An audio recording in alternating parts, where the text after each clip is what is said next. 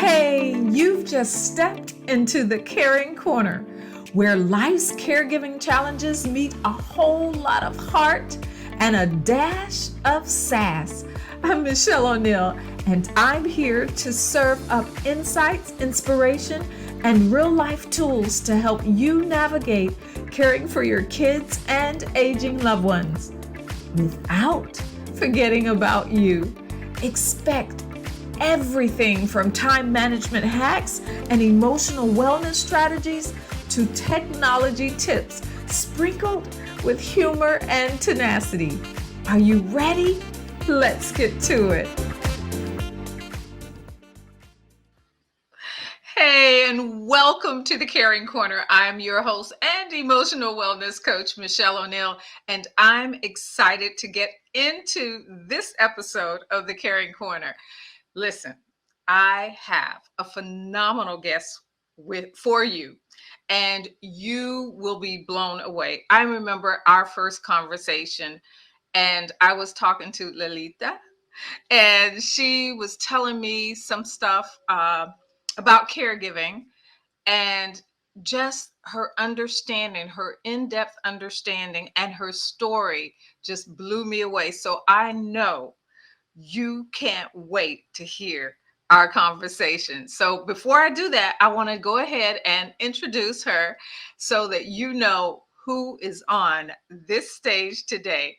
Now, Lalita Harlem is a dynamic and inspiring speaker, accomplished author, and a true advocate for women and girls empowerment.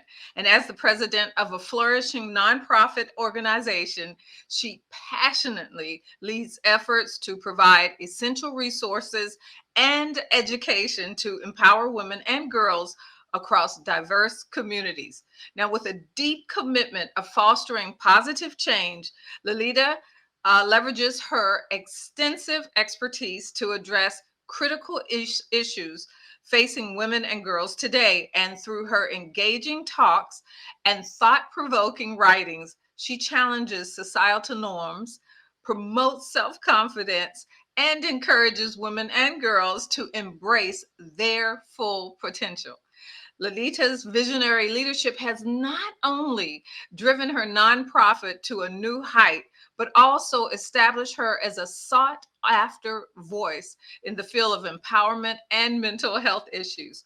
Her impactful presentations resonate with audiences of all ages, igniting a sense of purpose and inspiring actionable change. I am so excited to have her on my stage this morning or today.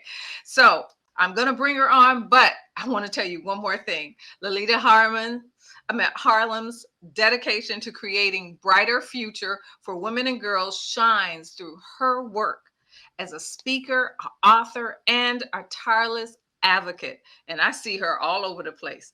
Now, her words and actions serve as a beacon of hope, motivating individuals to join the movement towards a more inclusive and empowered world.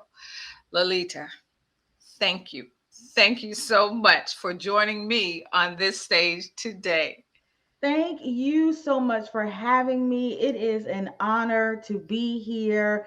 I just really appreciate sharing the platform with you as an amazing person, and then as well as the other amazing people that you've had on your platform. So, thank you so much. Well, thank you. I love digging right, diving right in. So we're not going to do all that, platitudes and stuff because I want you to share your story. And can you share with us a pivotal moment in your journey that actually led you to focus on becoming an advocate for caregiving and dementia specifically? How has this shaped your approach to how you deal with things and your philosophy in life? Yeah, so to get right into it, as you mentioned in the introduction, I focus on empowering women. And so I do that through a number of different ways. And I have to be honest with you, over the past few years, the pandemic, a lot of the women that I was coaching and working with and supporting, there was a common thread that was creeping up, and that was they were now facing caregiving. And, there's different terms that they call the generation, but primarily they were now facing having to take care of a loved one with dementia while also taking care of themselves, maybe new in their career or business, and then also having to take care of young children. And so I kept seeing this common thread coming up and trying to navigate how to help them feel empowered during this journey. And then something happened with me that made it even more personal. And that was my own very loved one. My mom was diagnosed with dementia. And you can teach people and give them the tools, but when you have to face it yourself, that's a whole different dynamic Girl. in a different story, right? Hmm. And so, as I navigated through that journey of finding out what was wrong with my mom, going through the test, doing the research, seeking answers, and then getting trained through the Alzheimer's Association, working in a memory care unit in a assisted living home, I did all these things to really build up my own education so that I could be empowered. But again, I just kept seeing this coming up. More and more women, especially, were being faced with now this new challenge. And so I went to the board and I said, you know what? I know our foundation is about empowering women, but really, I believe the numbers are somewhere around 75 to 85% of the caregivers for people living with dementia are women. And so I said, you know what? Let's just see. I'd love to kind of build a support program for women who are dealing with this particular challenge. And when I tell you, this program took off. So many women from across different backgrounds and diverse and all of that really needed support. They had questions. They needed to talk to someone, and it just blew up. So we are 1 year old in this program, and I just can't. It's such a joy to be able to use the knowledge and education and the connections and resources that I made to help other women who are dealing with this. Oh, that is amazing. I love hearing that because, through our conversation, I have a heart for these women and not just, caregivers for dementia, but there are so many different ways that we become caregivers in our lives. And you're right, the amount of women is just staggering. How many women are actually becoming the caregiver, and Yeah, I'm not saying men aren't, and I've been talking to quite a few men who are caregivers too, but the bulk of it does fall on us as women. yeah, And sometimes it's not just as the mother or the daughter, it's also as the daughter-in-law or the mother-in-law or the auntie, or there are so absolutely. many ways, the stepfather, the stepmother, there's so many ways we fall into this role. And I truly believe it's silent. Most people will not call themselves caregivers, and it's almost like it's a shame, but it's not. Or you think of, when you hear caregiver, a lot of people think of caregivers as the ones that get paid in facilities. Right. And it's not. There's actually a difference between caregiver, caretaker, and it's all these things you learn as you start moving through this process. Yeah. But these women are not standing up and asking for help, and they're dealing with so much, like shame, guilt, frustration. And I'm sure you run across it every day, every time that you're at your nonprofit, or when you're just out there talking to people, because now that they know who you are, they're open to those conversations. Yeah. So my question is, what are some of the things, because this is what blew me away, y'all. What are some of the things you wished everyone understood when it comes to dementia and being a caregiver of one who suffers with dementia? So, the very first thing that I have to say, and this is every platform that I'm able to speak on, I share this because often when you take your loved one to the doctor to figure out what's going on, there's different stages of diagnoses. And so when they get the dementia diagnoses, we're finding that it kind of stops there. Most people don't really know what to do after that. And so, one of the first things they do when they join our support groups, our webinars, our workshops, is they want to know, what do I do? And so, I often will say, well, what type of dementia does your loved one have? And that answer varies. Some people are like, well, I think it's Alzheimer's. I don't know if it's Alzheimer's or dementia, or, it's all these different answers. And what it's really, if nothing else, I want people to understand is that getting a proper diagnosis is key. And I use this example over and over again, that if someone came to you and said, I've been diagnosed with cancer, more than likely you're going to ask, oh my goodness, what type, right?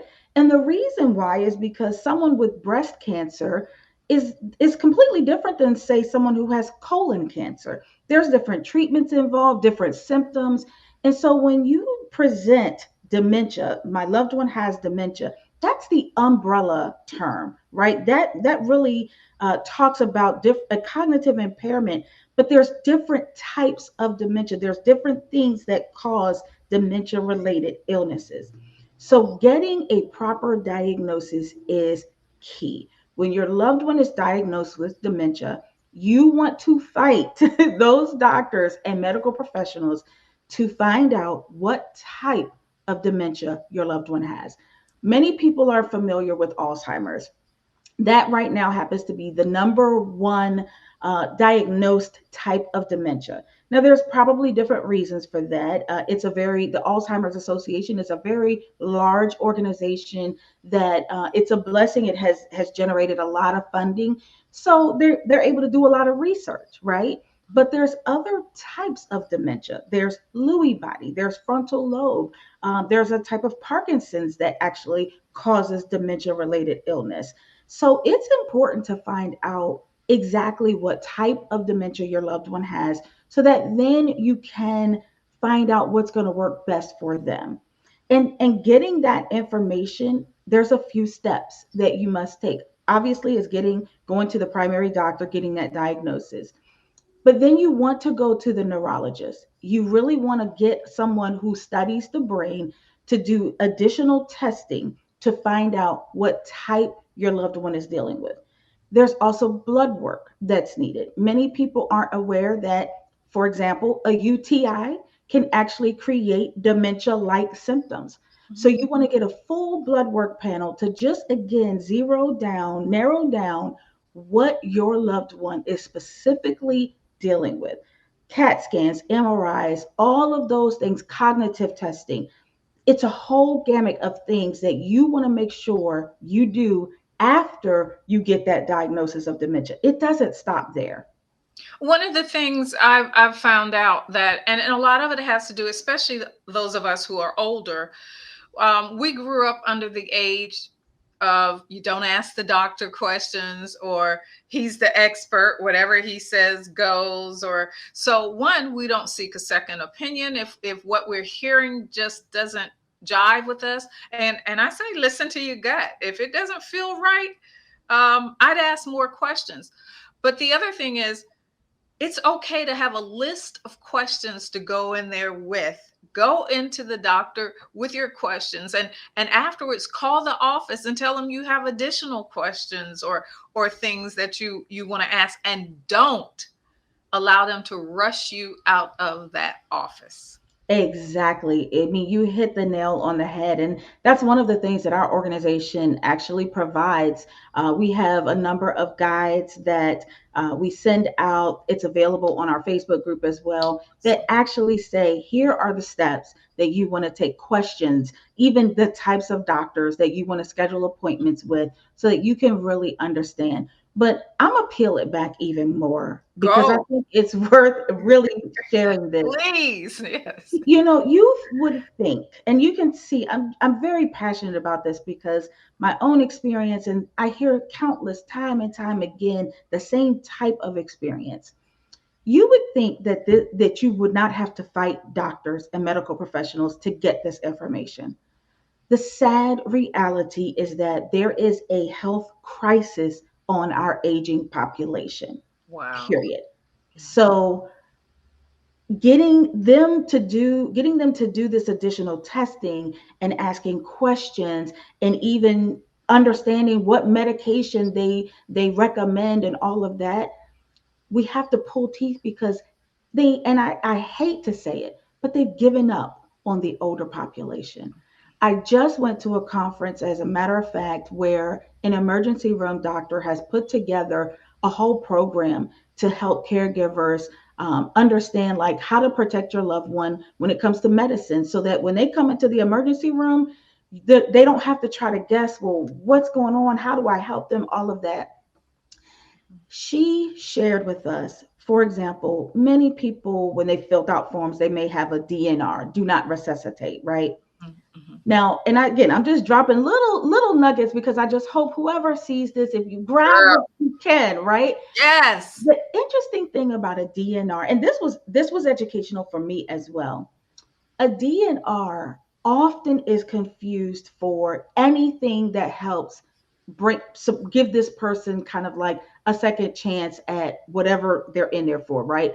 So, Mm-hmm. for example, a ventilator. Some hospitals will say, well, they have a DNR, so we can't put them on a ventilator. Mm. However, a DNR, do not resuscitate, actually only means do not use CPR.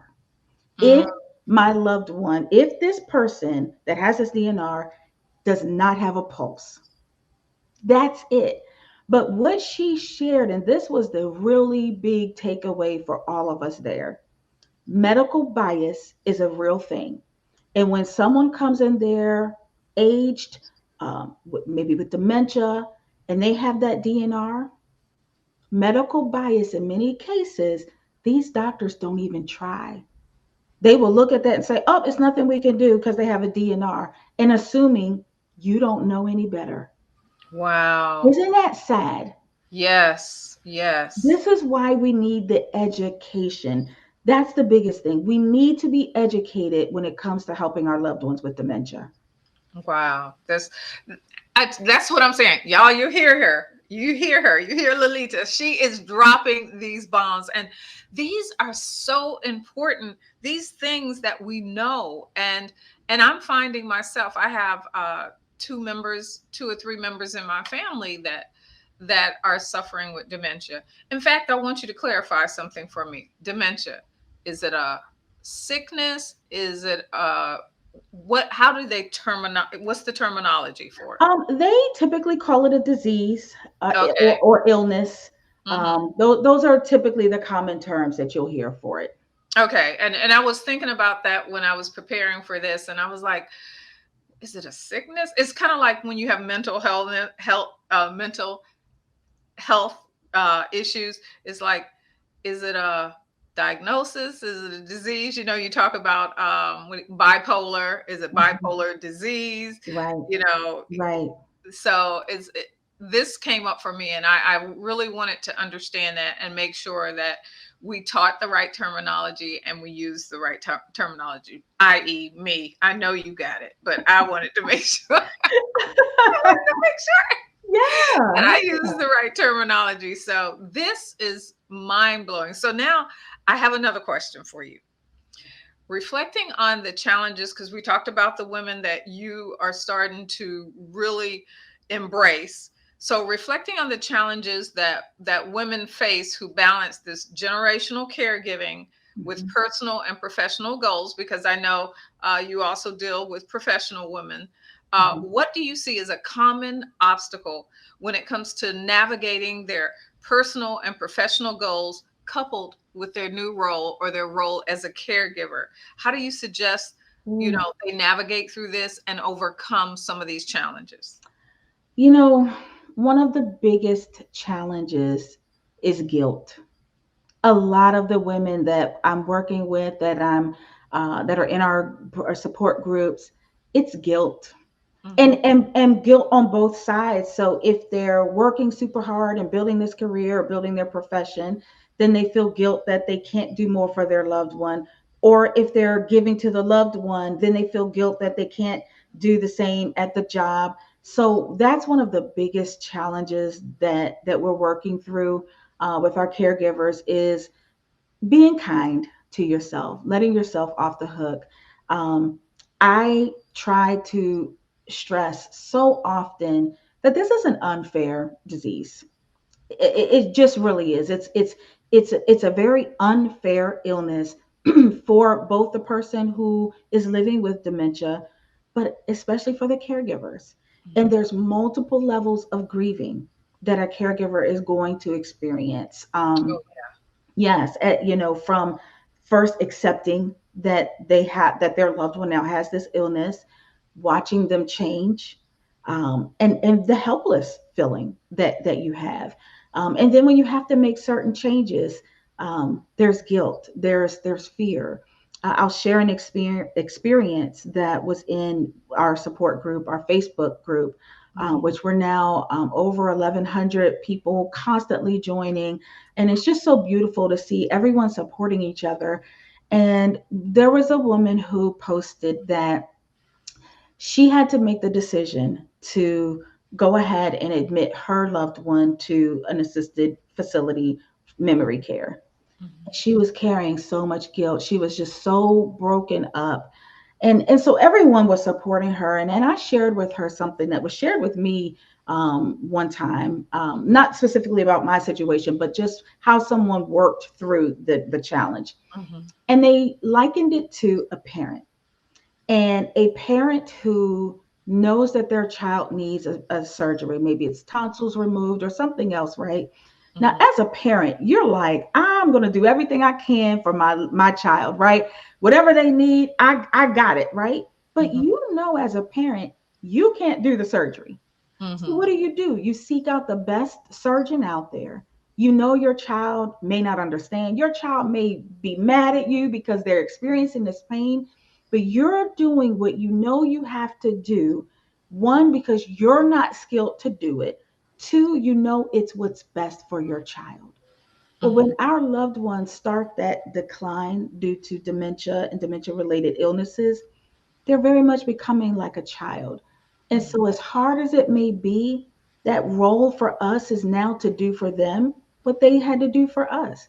We have to sometimes do the uncomfortable thing that we know is beyond our skill set, but that is best for our loved one. And she was so encouraged by that. And other ones were like, I needed to see that. So, just again, to kind of go back to your question and the answer to that, it's the guilt. But the more we can support each other and remind each other and remind ourselves, it's an unfair circumstance that we're in and we're doing the best we can, some of that guilt can go away.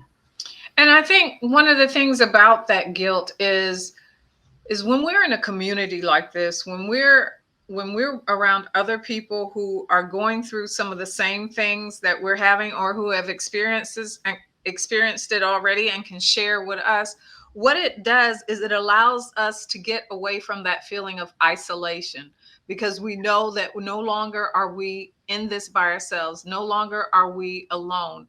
And even though our situation may be totally different from the person next to us, because of our lifestyle, our values and beliefs, we know that in some way they are experiencing some of the same things that we're experiencing. So that community for caregiving is so important. Yeah. And the thing is helping those the negative, keeping the negative out and helping those with the negative work through that. Right. Someone asked me today, they said, how do you deal with when someone is having a hard time um, dealing with their frustration and their anger? Hmm. And I said, first of all, they're allowed to feel it. I said, embrace it. You feel it. This is how you feel. This is where I am right now. And even me in everyday life, one of the things I'll do is give me 15 minutes or give me a half an hour. I gotta deal with this. Give me Yeah. a minute. And then once I deal with it, I tell myself, okay, no wallowing, move on. And I'm not saying it'll go away. It's not, and it is going to come back. But once you start getting that habit of allowing it to happen and moving through it, it becomes something that you can do in multiple ways in your life. And so, um, with that said, and I think we already answered this, but I still want to touch on it a little bit more, is we talked about dementia and how it affects the loved ones and the things that we're going to see happen in them. But what are some of the effects that, and what insight can you give to the caregiver? And we Mhm. did talk about the guilt, but Yeah. what other things are you seeing show up and that they should look for before they're too deep in? So, again, my program is really for the caregiver, Mhm. because the amount of stress that a caregiver experiences. Again, at this workshop I was just at, the emergency room doctor shared the statistics, and I don't want to misquote it, but it Mhm. was very high statistics of the caregivers who basically end up either passing away before their loved one with dementia, or having very severe health issues because they're in just go mode. They're trying to fix, they're trying to help. So my biggest advice, my biggest encouragement, you have to take care of you. And that's so cliche, right? I Any know. right, any role that involves taking care of someone else, again, whether it's a parent, whether it's caring for a loved one with dementia or dementia related illnesses, it's cliche, but it is the answer. You have to take time for yourself. You have to get away. You have to create a support team. And I say create because even in family dynamics, it would seem logical that everyone in the family who touches this person that is living with dementia would have the same level of interest in caring Mhm, for them. mhm. But that is not the case. And for a lot of different reasons. People are just different, people, family roles, and all of that. So often, what we're finding is as a caregiver, you're going to have to find your own support, your own people that are there to help you, to remind you that you need to take breaks, to even sit with your loved one. I was able to participate in another app called Rune, where they have different experts in the field, whether it's as a caregiver and all of that, answer various questions. And Mhm. one of the questions is, how do you get the support, right?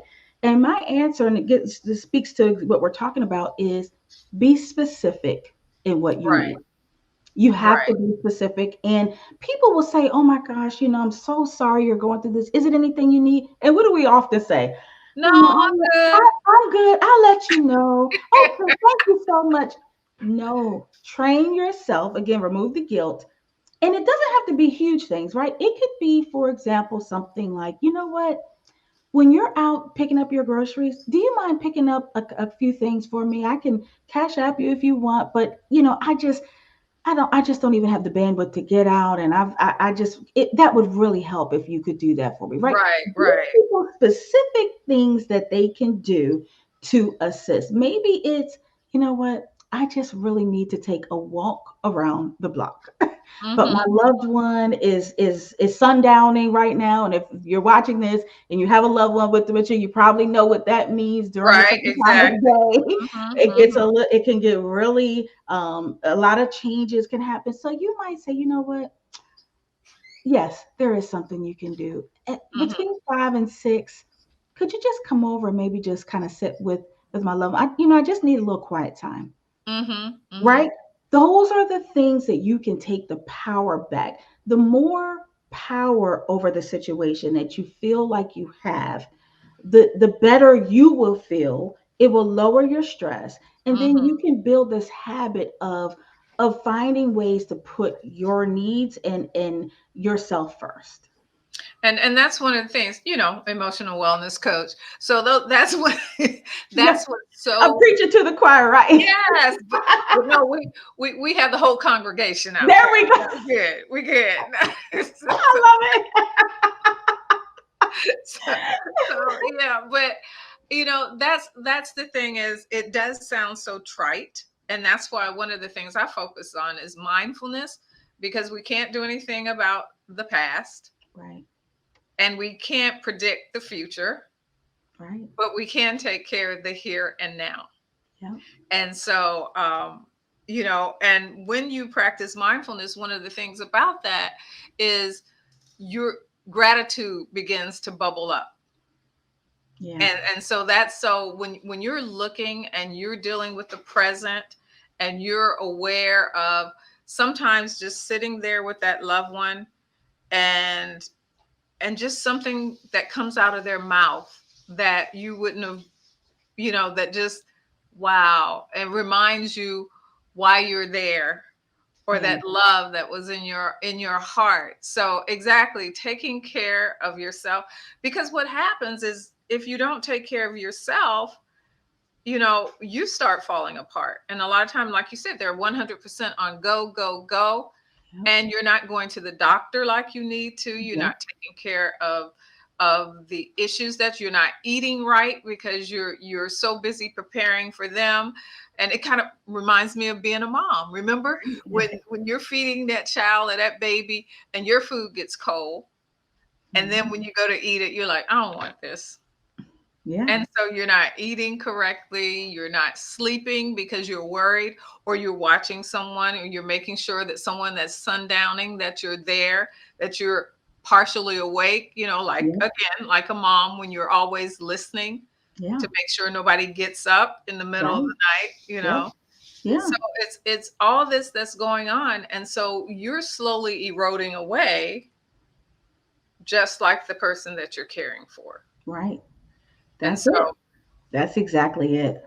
girl, we could talk forever, but let me no.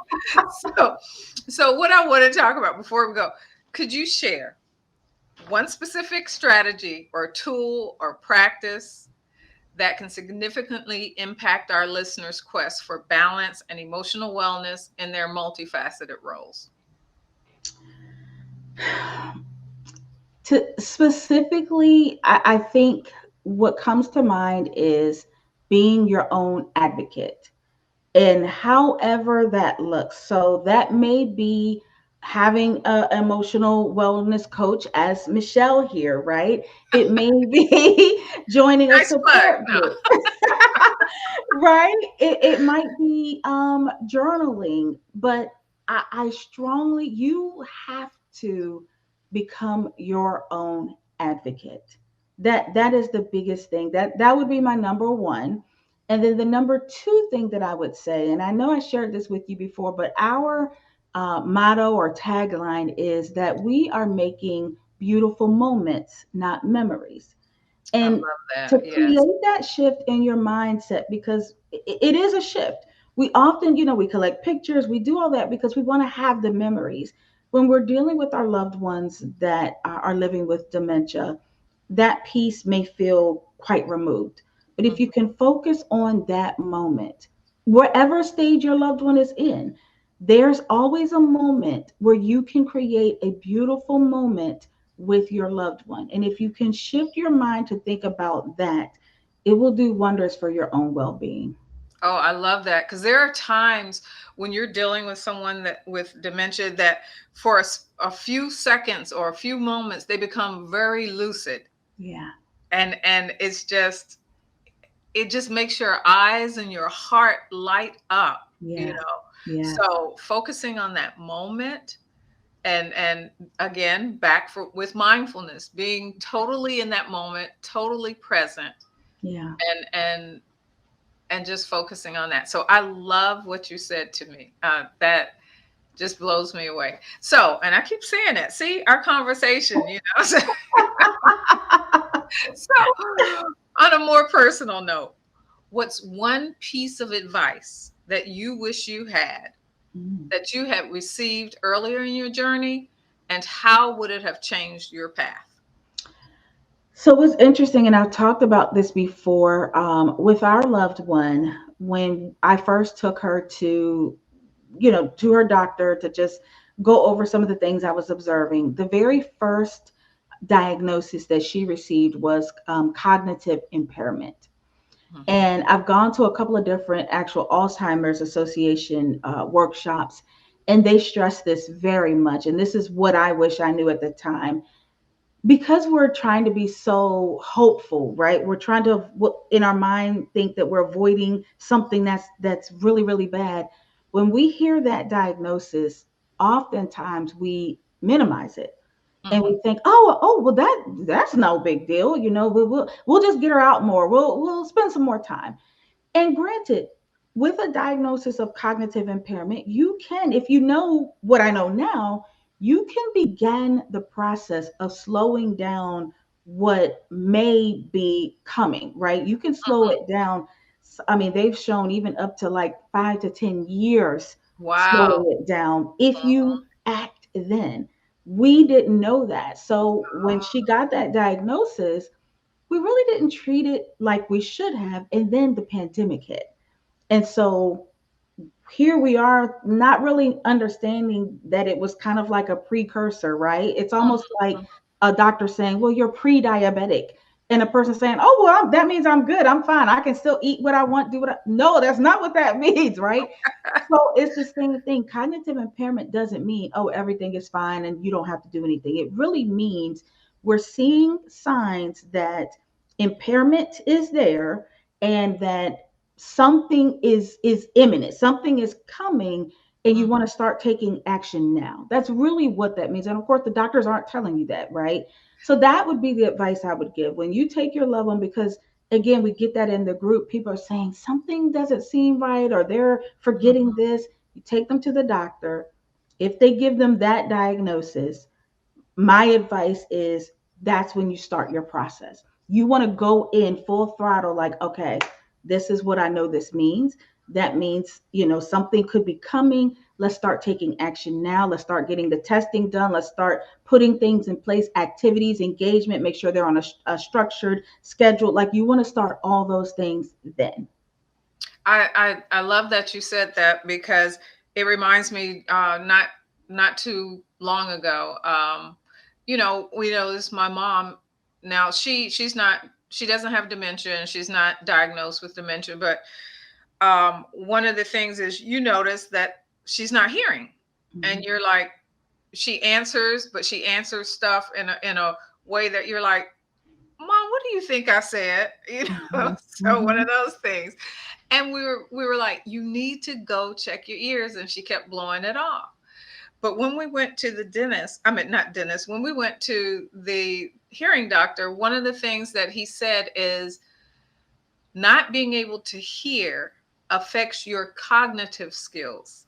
And you lose that Mhm. as well as your hearing, because you're not able to hear the words correctly.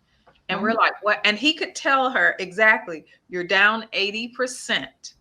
Mhm. But if you get a hearing aid and you can't reverse it, Right. but you can make sure it doesn't get worse. That's it. And so that same process is what I hear you talking about now is like you said, you can slow it down. Now, in this case, you can't even stop it. It's just gonna happen, but at a slower rate. That's And it. I really give that doctor, cahoots, because he explained that to us. And so many times, just simple things like that aren't explained to the patient on the other end. Yeah, yeah. I know one of the VP at the Alzheimer's Association, he even took it a step further and said, when you get that diagnosis of the cognitive impairment, you immediately want to, the things I was talking about earlier, like the blood work and all of that you get with a dementia diagnosis. He Mhm. said, take it a step further with that cognitive impairment diagnosis. Start the process then with the blood work, the CAT scans, the MRIs, and all of that. Because in many cases, what they find is even tweaking their diet, and they have a what do you call it, a slogan or a term that he was using: what's good for the heart is good for the brain.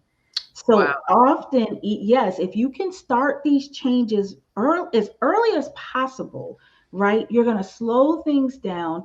And what does that mean? That means that you get to enjoy more moments with your loved one. Wow. I love that. And Yeah. this has been phenomenal. I could talk to you all day long. I really appreciate it. Don't want to let you go. But but, Oh, but because I know there is such a wealth of information. So I want you to tell my audience out there how they can get in touch with you, how they can get involved with your 501, because I know there is such a need for so many of those that I work with, and, you know, so many that are out there and don't even know what's available for them. So go ahead mhm. and tell us. Sure. So if you go to our website, which the nonprofit website, my nonprofit organization is called My Natural Me. So if you go to mynaturalme.org, you will Mhm. be able to then select our dementia caregiver support program, and it'll take you to all the things that we're doing. You could also email me directly at info@mynaturalme.info. Mhm. Those are really the two ways. We have again, as I mentioned, a Facebook support group, but I'd rather you go through one of those links because there's tons out there, and I Right, want you to right, land at the right. right place. But Mhm. yes, definitely mynaturalme.org. And And I I just, oh, go go ahead. ahead. Oh, I just want to say in the My Natural Me, because people say that's such a cool name. Is that because you have natural hair? No. My Natural Me was created because as women, so many times we base our value on what role we have, whether it's a parent, a sister, a friend on the job. And I really wanted to create a space where we Mhm. remove all the titles and all the layers and we find out how to love ourselves with all of that gone just at the core. So mynaturalme.org. Just take that makeup off, girl. Yes. I love it. Now, I will be putting all these links down in the comments of this episode. So if you forget it, I will have them there for you. So once again, I want to thank you so much for giving us your time today with sharing your knowledge and your expertise and your wonderful personality with us today. So, thank you for being here on the Caring Corner today. I know this has been a wealth of knowledge for you today, and I hope you take this with you. Remember to go to mynaturalme.org, and I'm sure she has downloads or things there for you to help you.